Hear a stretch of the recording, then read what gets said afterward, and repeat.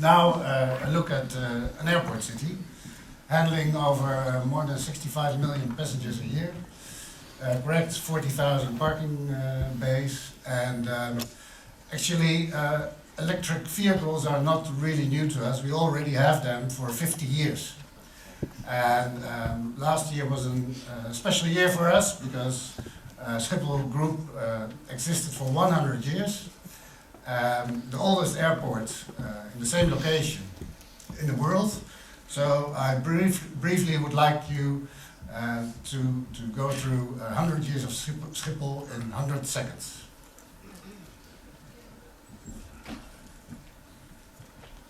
That's the birth of Schiphol, the Netherlands' first international airport. Pioneering work began when Albert Plesman joined KLM Royal Dutch Airlines. Civil aviation had finally arrived. Schiphol was completely destroyed during World War II. However, Jan Dellart brought the drive and vision that led to its reconstruction. By the late 1960s, air travel was accessible to everyone. Schiphol was growing and needed more space and fast. A move took place from east to centre.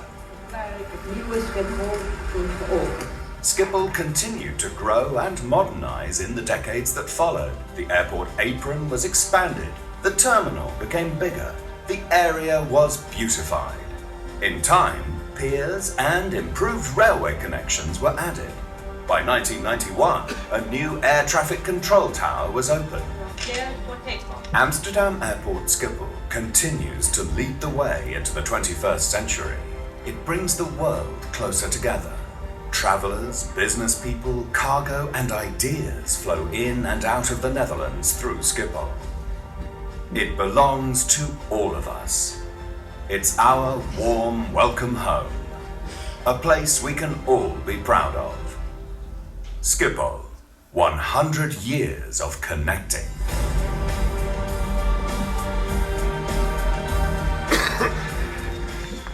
Yeah, connecting the Netherlands to the world, I would like to take you through some past experience with electric vehicles, some present use and some future ambition.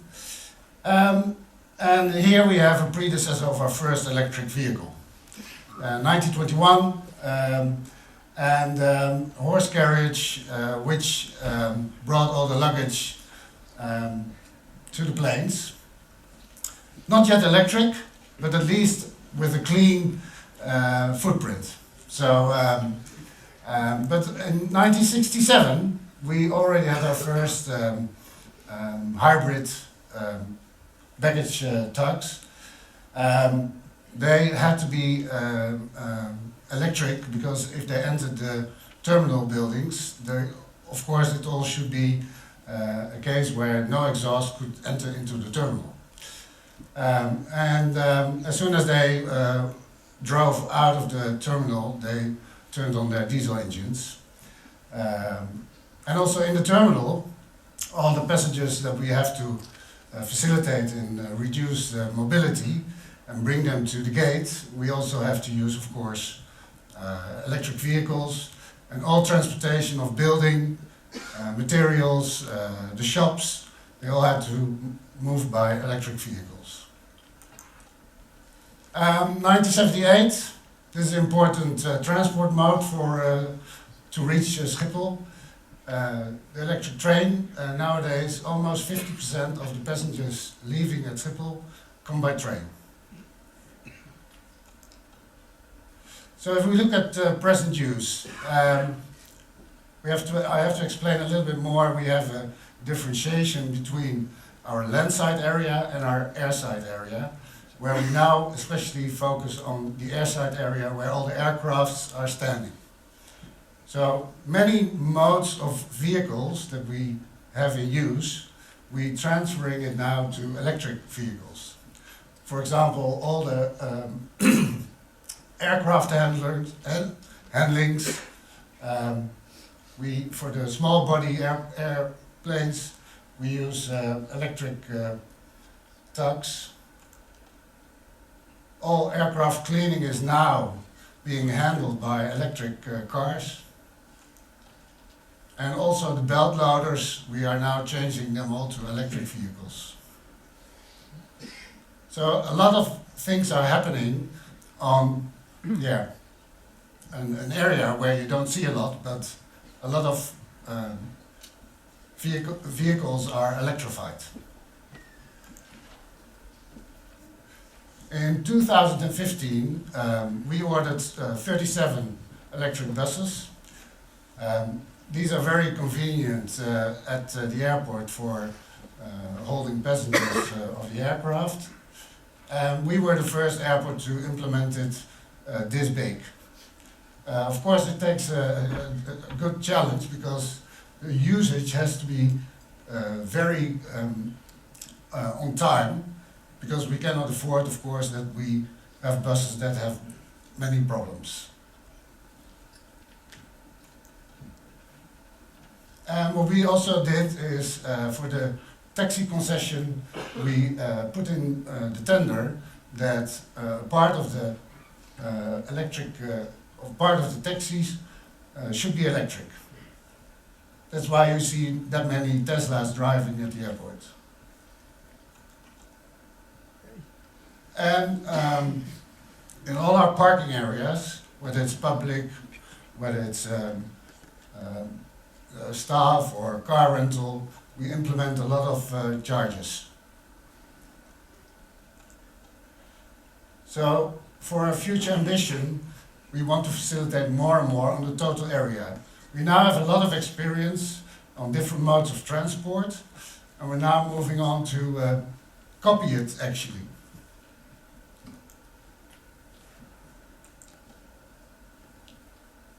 And so there are a few reasons that it makes it now very interesting to move very fast on it, because the technical aspect in terms of batteries, costs, but also in terms of failure, we can avoid that. We can do a smooth operation. If we look at the organizational point of view, that's why we see that for the passengers it's very easy, very clean. There's no sorry.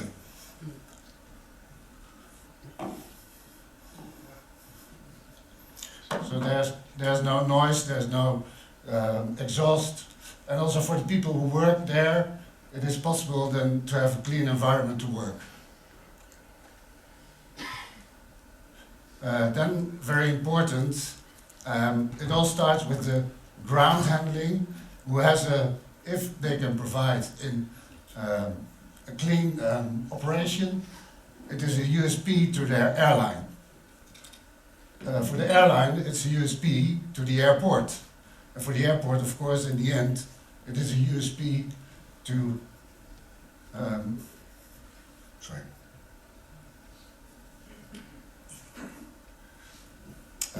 to the government. So how do we do it? Actually, it's not that very complicated. It all starts with a CEO that embraces the ambition to become more, to implement more electric vehicles.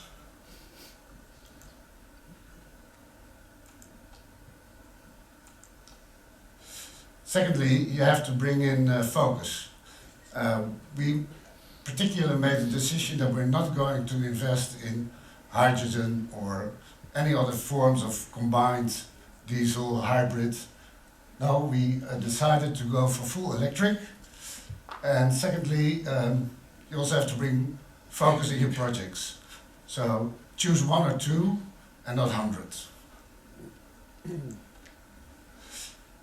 Kill the showstopper. Like I said, we have to start with the ground handling. Ground handling.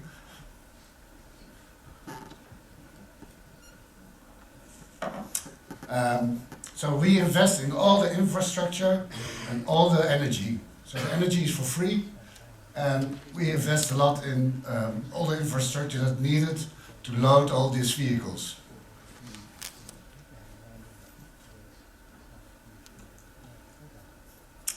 Be smart.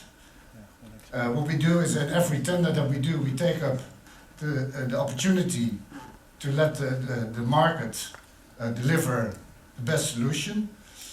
And we also work together with our partners and let them know upfront what our ideas are. And at last, we also want an integrated approach. So if we have buses on airside, we can copy it for the future to the public transport.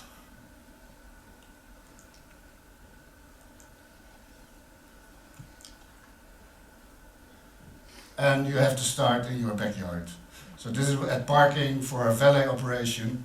We implemented all electric vehicles for all the hikers that are traveling back and forth.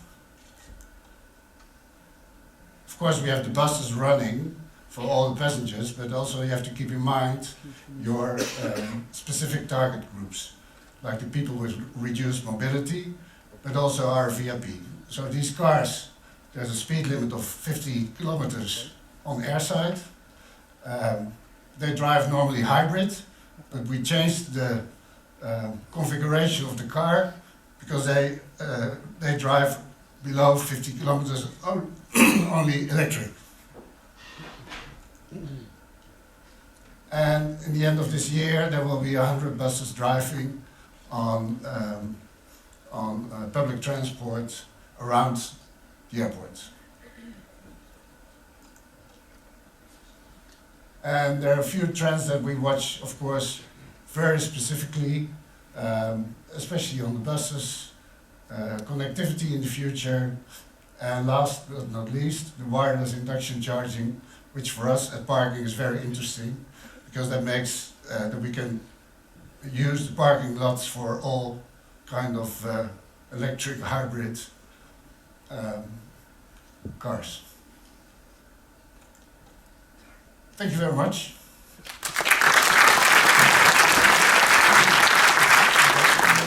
Thank you. So I learned a lot more than just parking, but also on airside, many different types of vehicles being electrified. While we put up the Busmaster screen, maybe I can ask you the first question. I was triggered by this wireless charging. Is that something that you will introduce within a couple of years? I hope so. Okay. Well, me too. The solutions are already in place, but of course we want to do it in a more large scale. So, yeah. Good. Then from Martijn Hendricks, a question: what are the plans for powering charging infrastructure with renewable power from PV on the terminal rooftops? Yeah, we already make use of a lot of energy that we, together with PV cells, catch, and we use it in the buildings. And every time where we have an opportunity to put solar cells, we put them in place. And everything is all, of course, LED. Yeah, LED lighting within the building is already But also in the parking garages. Yeah. So Björn is still asking, is still typing the question. How do you reduce the infrastructure cost, taking into account the long parking time, probably park their car for a weekend or even a week? Are you going to build infrastructure also for those cars that are just parked there for a long time? We have them also in place for long-term parking, and then mostly the business traveler is making use of it, and he stays 2 or 3 days max. But we don't put in that many. So we see it as of course it's a passenger need to have a location to charge, but we're not a destination to charge. So we offer in the customer need. Okay. Thank you very much. Thank you.